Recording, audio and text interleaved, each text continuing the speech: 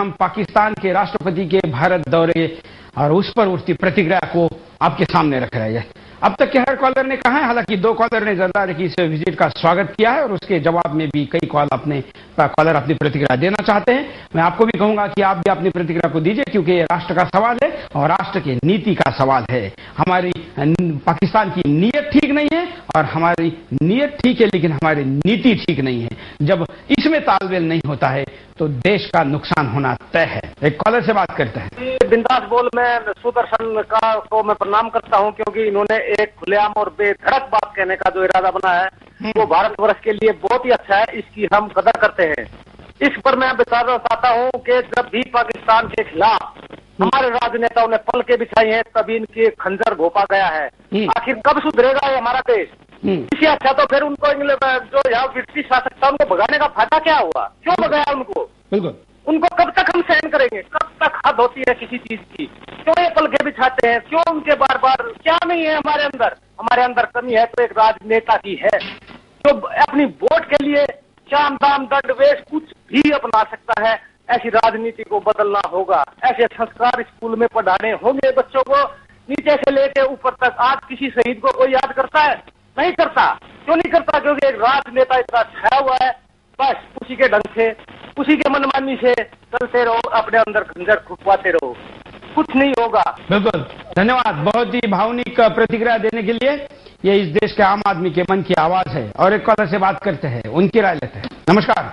Hello, बोलिए। नमस्कार sir. Sir, मैं ये कहना चाहता हूँ कि हम कब तक पाकिस्तान के साथ अच्छे सुलूक करेंगे और हमारे साथ वो धोखा करता रहेगा सर? यही हमारा सवाल। सर, मैं अपने दिन की बात एक बताना चाहता हूँ सर। हाँ। कि 96 के अंदर जब मैं सऊदी अरब गया था सर, हाँ, तो एक पाकिस्तानी ने मेरा पासपोर्ट दिया था उस वक्त, जब मुझे अरबी नहीं आती थी सर। तो उसने पूछा कि इससे पूछो कि ये शख्स कौन है, तो मैंने अपना नाम बताया, शेख मोहम्मद इकबाल अब्दुल्ला। तो उस अरब ने बोला कि क्या मुसलमान है? तो वो पाकिस्तान ने मेरी बात को ट्रांसलेशन करके बता रहा कि ये काफिर है और ये हिंदुस्तान से आया है, ये अपना नाम बदल के आया है। तो ये पाकिस्तानी लोग हम हिंदुस्तान के मुसलमानों को जब मुसलमान नहीं समझते हैं तो हमारी सरकार से मुसलमान को इज्जत क्यों देते हैं हम? बिल्कुल, बिल्कुल सही। और ये भी जगह आए अजमेर, अपने राष्ट्रपति से पूछो, गजाली जी से 21 दिल से साफ नहीं आया, उनको उनके मजार के ऊपर हाथ रख के बोलो कि हमने तुम्हारे लिए क्या किया है, हम हिंदुस्तानियों ने, और तुम उसके बदले में तुमने हम हिंदुस्तानी को सिर्फ 10 किसी और क्या दिया है? बिल्कुल। और ये हमारी सरकार कब तक उनके साथ हाथ मिलाती रहेगी? अगर मुझे एक दिन के लिए स्वच्छंद प्रधान बना दिया जाए तो मैं इस पाकिस्तान को तबाह और बर्बाद कर दूं, क्योंकि दुनिया के अंदर मुसलमान के लिए जीना हराम कर दिया इन लोगों ने। बिल्कुल। तो मुसलमान नहीं है, ये किसी धर्म से ताल्लुक नहीं है इनका। धन्यवाद। ये भारत के एक मुस्लिम भाई की आवाज थी और उसने इस्लाम को बदनाम करने का काम पाकिस्तान ने किया है, यहाँ तक अपनी प्रतिक्रिया दी और खुद का विदेश में जो आप बीती है और उस समय मुसलमान पाकिस्तान के मुसलमान ने इनको क्या कहा ये भी आपने सुना है। एक और कॉलर से बात करते हैं। मेरा नाम अजय उमाकर है, मैं बुलढाना डिस्ट्रिक्ट चिखली से बात कर रहा हूँ। बोलिए। हाँ, मेरा कहना ये है कि ये जो आओ बगैर उड़ी है इनकी कैसे सही है? तो अपने जो हिंदू धर्म के हिसाब से या भारत के हिसाब से जो है, ये अपन जो मेजबान आता है उसको भगवान मानते हैं, वो हिसाब से सही है। और ये अंतर्राष्ट्रीय जो राजकारण है।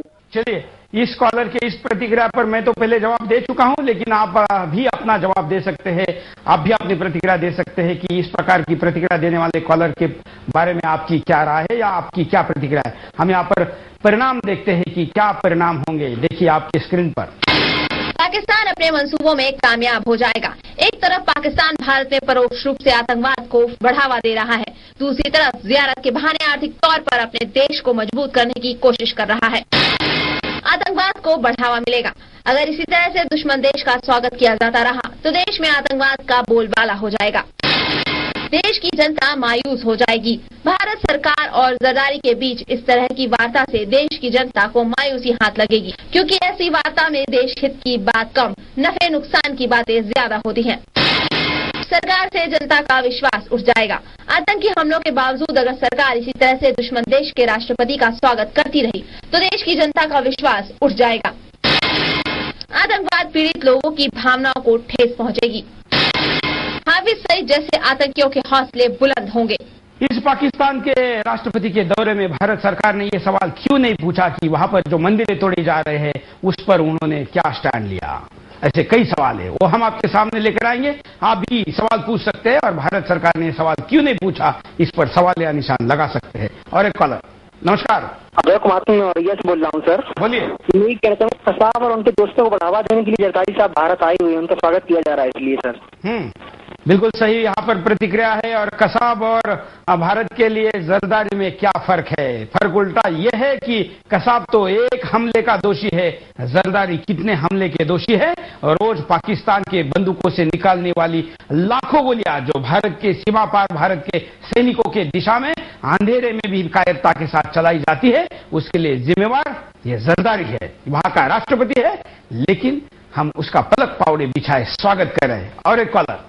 हाँ सर, ये जो जरदारी के बारे में लोग तरह तरह की बातें बोलते हैं।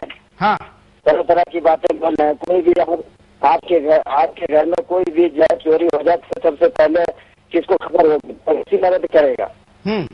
तो पाकिस्तान भारत के सबसे पहले पड़ोसी मदद करेगा। जब आपका पड़ोसी जब आपसे दुश्मनी होगी तो पड़ोसी तो और मदद कर देगा। तो किसका घर लूटा जाएगा? आपका घर लूटा जाएगा या किसी दूसरे गांव का घर लूटा जाएगा? सबसे पहले बचाने के लिए कौन आएगा? यह हमारे देश की सोच है, शायद यही सोच हमारे देश के राजनेताओं की है और यही हमारे दुखों का सबसे बड़ा कारण है। जो हमारी समस्या है उससे हम अपने भविष्य में मदद की अपेक्षा कर रहे हैं।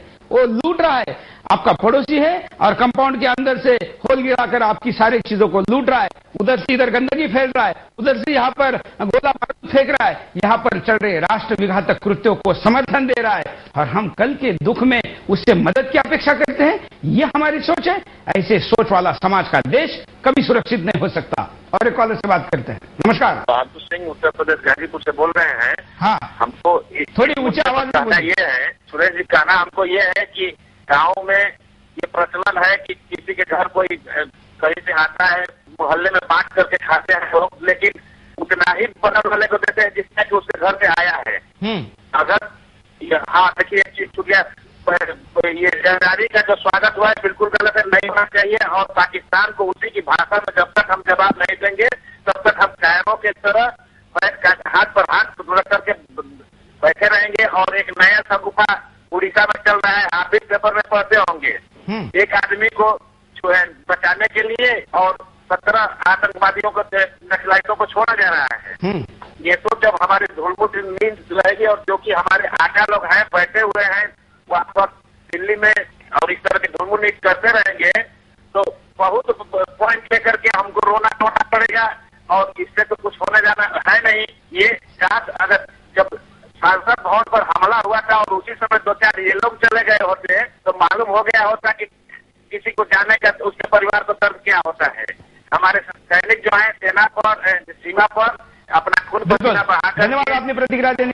हम अगले कॉलर की प्रतिक्रिया लेते हैं। आप भी कॉल करके अपनी बात को रख सकते हैं। हेलो। हाँ बोलिए, आप लाइव में जुड़ चुके हैं। जी हाँ सर, भाई साहब नमस्कार। नमस्कार जी सर, ये जैसा जरदारी आई है जी, हमारे के नेता बड़ा स्वागत कर रहे हैं लोगों का। और 26/11 जैसे हमले को भूल चुके हैं, कारगिल की लड़ाई को भूल चुके हैं, कितने जवान शहीद हुए हमारे, ये सब बातें भूल चुके हैं। बिल्कुल। हाँ चलो ठीक है, हमारा देश ऐसा है कि कोई बाहर से आता है मेहमान, हम उसका स्वागत जरूर करते हैं। लेकिन इसका मतलब ये थोड़ा ही है कि हम इन पे इतना विश्वास कर जाएं कि आंखें बंद करके बिल्कुल। धन्यवाद। एक और फेसबुक पर